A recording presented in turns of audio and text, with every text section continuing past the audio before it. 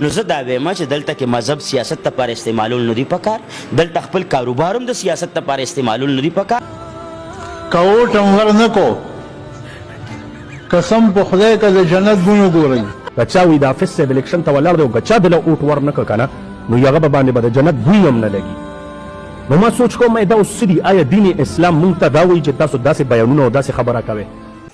بسم الله الرحمن الرحیم. السلام علیکم ګرانو کتونکو، واجدلی یما.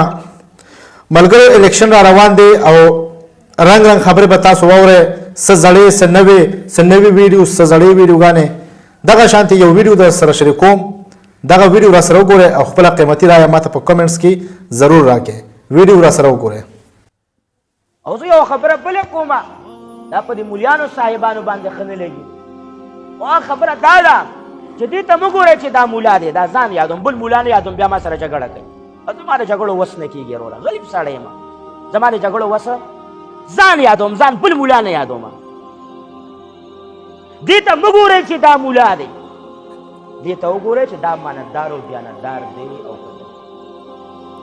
دا نه چې زه مولا یم او د غلو مټې مضبوطوم، زه مولا یم او د غرب سړي کس ملګرتیا کوم، زه مولا یم او د کرب سړي وکالت کوم، او زه مولا یم او زه د ظالم او د بدعمله او د کم درته ووایم او زه هغه ته زنده‌باد ویم، نو د دې مولا نه بیا هغه امي چې ګیر او برید دواړه خوري د الله ګناهګار دی، خو چې امانتدار او دیانتدار دی نو ګډ دی. امانتدار او دیانتدار دی نو څه دی؟ صحیح دی. ان الله یأمرکم ان تودوا الامانات الى اهلها. حافظ صاحب ولاړ دی د الیکشن دپاره، که اوټ هم ور نه کو قسم په خدای که د جنت بونه ګورئ. اعلان واورئ، ګورئ زما اعلان واورئ، کوم چې ما پسې مونځ کوئ زما مقتدیان دي. که تاسو برکتجان مولوي صاحب د ووټ ور نه کو نو چې ما پسې مونځ ونه کوئ درته خپل مونځ نه بخښم په مخه وښه. اصل کې چې دی نو دین اسلام مونږ په صحیح معنو کې نه کتلې دی او نه ترې نه مونږ خبر یو چې دین اسلام اخر څه دی. خو بس روان شوي یو او اختیاره مذهب کړی دی او وایو دا چې مونږ په دین اسلام باندې دا اوس پرون ما غالبا ما کته زور دی یا نه دی، خو دې سره خبره نه ده. خو هغه مې کتل اوس هغې کې زمونږ ډېر ګران او محترم مشر دی، نو هغه وایي چې که چا وي د حافظ صاحب الیکشن ته ولاړ دی او که چا دله اوټ ور نه کړه که نه نو هغه به باندې به د جنت بوی هم نه لګي. نو ما سوچ کوم دا اوس څه دي؟ آیا دین اسلام مونږ ته دا وایي چې تاسو داسې بیانونه او داسې خبره کوئ؟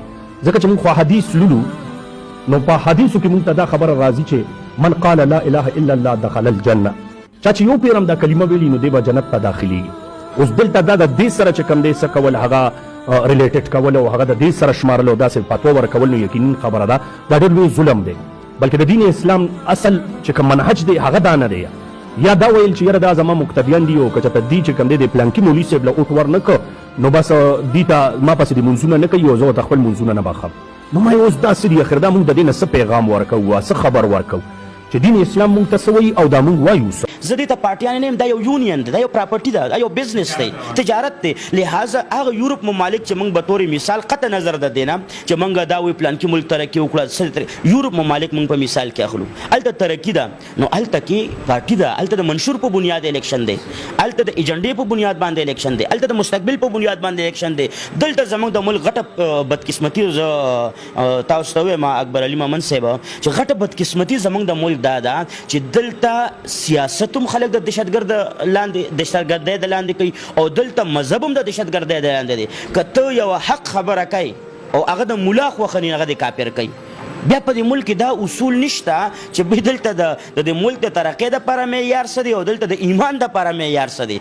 دلته ایمان څه دی؟ ګوره جي زه به د مولانا فضل الرحمن صاحب ډېر لوی عالم دی، زه د عالم قدر کوم، خو که تاسو وګورئ کله چې پیپل پارټي هغه سره نو دا مسلمانان دي، دا جماعت اسلامي چې کله هغې سره نو قاضي حسین احمد تباغي امام المجاهدین وي، امانتدار او خو که نن جمعیت سره جماعت اسلامي نه دی نو په سوشل میډیا ستاسو د مخې خبره ده چې کله ورته څه وایي کله ورته څه وایي کله ورته څه وایي. دارنګې دې نشتل پارټۍ ته به د جمعیت علما اسلام والو باچا خان ته به سرحد ګاندي وي، نعوذ بالله.